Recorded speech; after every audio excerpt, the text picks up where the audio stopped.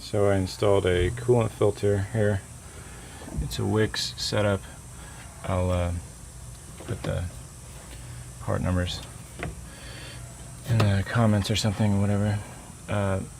So this thing, it was pretty much of a pain to install because so there originally were two vapor lines coming through there from the charcoal canister. Those are just kind of hanging out on the other side of the firewall. I'm planning on routing them over to the air intake at some point. So this part came from Wix, and I got a couple of filters from Wix. These brass parts I found on eBay or something like that. They were expensive, like $6 each or something. The threads are all NPT, NTP, NPT, something National Pipe Thread, I guess. So they're force fittings, and it said not to, on the box for this thing, it said not to force the fittings more than 28 foot-pounds, but you kind of have to figure out what's going to work, because this fitting, it's probably not even close to 28 foot-pounds, but that's where it needed to be so that it could come this way. Obviously this one is symmetric as you rotate it, this one is not, and I thought about fitting this thing on this wall over here, but it wouldn't have worked that well, because so there's two ins and two outs. There's an in from here, out to there, so you have a little choice when you're installing it, which is really great. You can see the arrows. So it would have had to have, if I had rotated it, yeah, it still would have had to gone in from here, but this thing, when I rotated the angle, it was pointing like that way, and that was where it was going to get tight. So give that a shot before you start drilling holes in your van. This is really close to this. I think it's a starter solenoid. I think it's aftermarket. You also have to be real aware that you can have enough space down here to unscrew it, screw it back in. But other than that, this hose, I don't think it's too much in danger of collapsing. I wanted to angle it down a little bit that way, but was not able, because this part of the well, I don't know what you call it, I guess firewall, comes out like this, so the whole thing is angled a little bit like this. See, it's not quite flat. To get it as high as possible, I cut into that little seam weld, or whatever, seam anyway.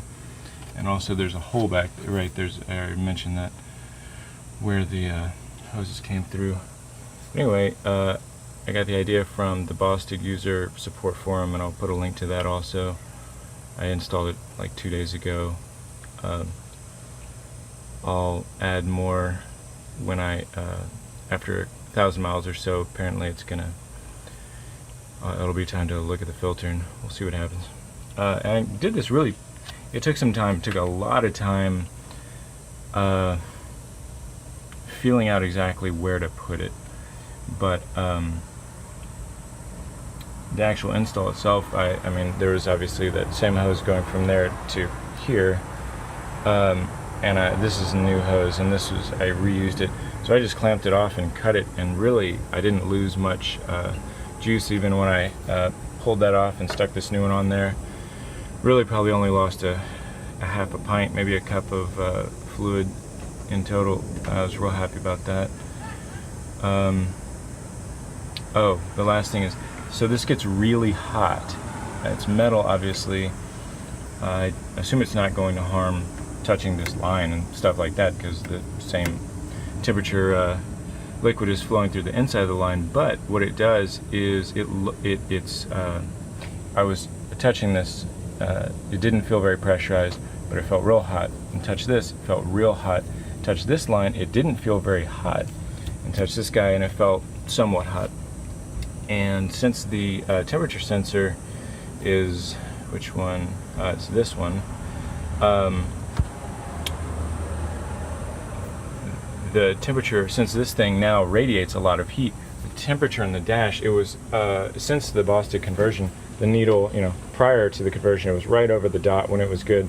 then after conversion, it's a little to the left of the dot, the LED on the dashboard, and now it's way down here. So I'm gonna have to get used to that. So now when it gets to the dot, the radiator fan is coming on like that's not ideal. So that's interesting, but I guess it's good because it's radiating, you know, some extra place to lose heat. So cool, I guess. Also adding more heat to this part of the engine compartment, which is not probably ideal. So I don't know. Yeah, that's it. Another quick thing is I did modify this bracket. It was kind of an angle at the top, and there was a hole kind of like that at the top, and I just cut the angle off so it would fit a little bit higher, because there's this bump here and that's really annoying. So I also ground out this corner a little bit here in the back. On the back side I took out a little kind of triangular or pyramid shaped or whatever kind of chunk back there to make it try to clear that little bump.